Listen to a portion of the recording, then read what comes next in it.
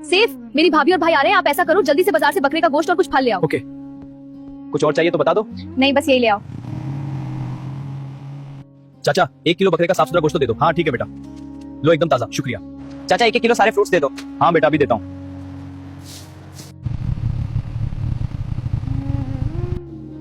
अब मेहमानों के पास बैठे, मैं खाना बना कर लेती हूँ। आज अपने भाई और भाभी के लिए बहुत ही मजेदार मटन बनाऊंगी, भाई और भाभी हाथ चाटते रह जाएंगे।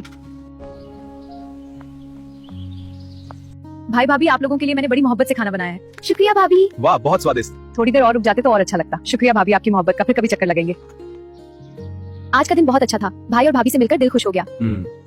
जी भाई, ये आपका अपना घर है, जब दिल चाहे आ जाइए, मैं आपका इंतजार कर रहा हूँ। इन कुछ नहीं बनाने वाली तुम्हारे भाई भाभी के लिए, जब देखो मुंह उठाकर आ जाते हैं। मेरे सिर में बहुत दर्द हो रहा है। भाभी लगता है आपकी तबीयत खराब है। जी साना के सिर में बहुत दर्द है, आप लोग बैठो मैं भी आता हूँ। पता नहीं साना ऐसे क्यों करती है मेरे किसी भी रिश्तेदार के आने पर।